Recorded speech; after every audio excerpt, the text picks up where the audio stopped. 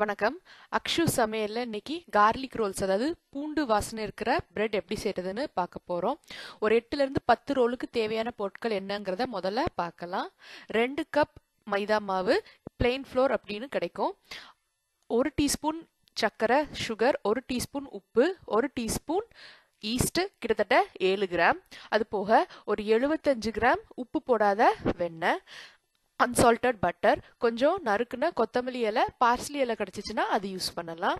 ஒரு 5லேருந்து 6 பெரிய பல்லு பூண்டு, சின்ன பல்லு பூண்டு யூஸ் பண்ணுறதா இருந்தால் ஒரு 10 பல்லாவது தேவைப்படும். இந்த வாசனை நல்லா பிடிக்கும் அப்படின்றவங்க கூட 2 பல்லு கூட சேர்த்து வச்சு அரைச்சிக்கலாம்.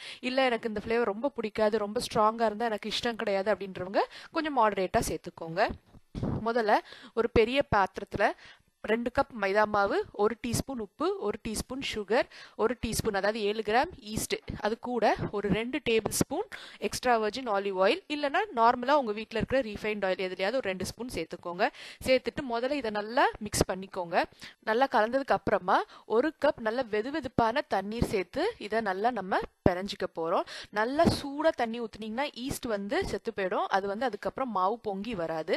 ரொம்ப தண்ணி பச்சை தண்ணியாக ஊற்றுனீங்கன்னா, கூலாக ஊற்றுனீங்கன்னா அந்த ஈஸ்ட் ஆக்டிவேட் ஆகாது, அப்பவும் பொங்காது.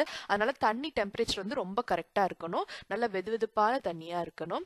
இப்போ நல்லா பிணைஞ்சதுக்கு அப்புறமா கூட ஒரு டீஸ்பூன் எண்ணெயை மேலாப்பில் தடவிட்டு இதை நல்லா உருட்டி அப்படியே ஒரு ஈர மஸ்லின் துணியை போட்டு இல்லைன்னா ஒரு கிச்சன் டவலை போட்டு மூடி வச்சிருங்க. அது ஒரு 2 மணி நேரமாவது ஊறணும். அப்பதான் நல்லா டபுள் சைஸ் ஆகி பொங்கி வரும்.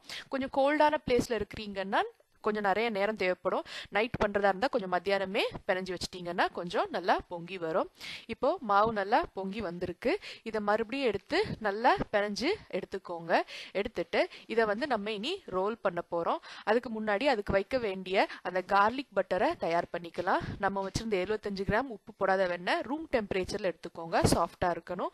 அது கூட மல்லி இலை, நான் ஏற்கனவே சொன்ன மாதிரி பார்ஸ்லி இலை இருந்துச்சுன்னா அதையும் யூஸ் பண்ணிக்கலாம். பூண்டை நல்லா நைஸாக அரைச்சி வச்சுருக்கேன், இதையும் சேர்த்துக்கோங்க. சேர்த்துட்டு இது 3ஐயும் நல்லா கலந்து விட்டுக்க போகிறோம். கலந்து இதுதான் கார்லிக் பட்டர். சில சூப்பர் மார்க்கெட்ஸில் கார்லிக் பட்டர்னே இப்படி கிடைக்கும். அது கிடச்சிச்சின்னா நீங்கள் அதையே ரெடிமேடாக யூஸ் பண்ணலாம். இல்லாதவங்க இப்படி, இது ரொம்ப சிம்பிள் தான். வெண்ணெய் கூட கொஞ்சம் மல்லி இலை இல்லைன்னா பார்ஸ்லி இலை, அரைச்ச பூண்டு உங்களுக்கு எவ்வளோ தேவையோ, எவ்வளோ வாசனை பிடிக்குமோ அதுக்கு ஏற்ற மாதிரி ஸ்ட்ரென்த் சேர்த்துக்கோங்க. இப்போ மாவு நம்ம பொங்க வச்சு எடுத்து வச்சுருந்தோம் இல்லையா, அதை நல்லா பெரிய சைஸில் உருட்டிக்கோங்க. உருட்டிட்டு இதில் நம்ம ஏற்கனவே இப்போ தயார் பண்ணி வச்சுருக்கிற அந்த கார்லிக் பட்டரை நல்லா தேய்ச்சி நல்லா ஸ்ப்ரெட் பண்ணி விட்டுக்கோங்க, எல்லா இடத்துலையும் படுற மாதிரி.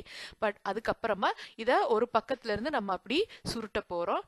ஒரு எட்ஜில் ஸ்டார்ட் பண்ணி கொஞ்சம் எந்த இடத்துல அகலம் கம்மியாக இருக்குதோ அந்த இடத்துல இருந்து ஸ்டார்ட் பண்ணுங்க. அப்போ உங்களுக்கு நல்ல நீளம் நிறைய இருந்ததுன்னா ரோல்ஸ் நல்லா நிறைய ரோல்ஸ் வரும். நல்லா இந்த மாதிரி ரோல் பண்ணதுக்கு அப்புறம் ஒரு 1.5 இன்ச் திக்ல இந்த மாதிரி ஒரு கத்தி வச்சு வெட்டி இந்த மாதிரி குட்டி குட்டி பீஸா எடுத்துக்கோங்க. எடுத்துட்டு ஒரு ஹீட் ப்ரூஃப் ட்ரே இல்லைன்னா பேக்கிங் ட்ரேல நம்ம இதை ஒன்னா அடுக்கிக்க போறோம். நான் நம்ம பிணைஞ்சு வச்ச மாவுல பாதி மாவை இந்த மாதிரி உருட்டி இருக்கேன்.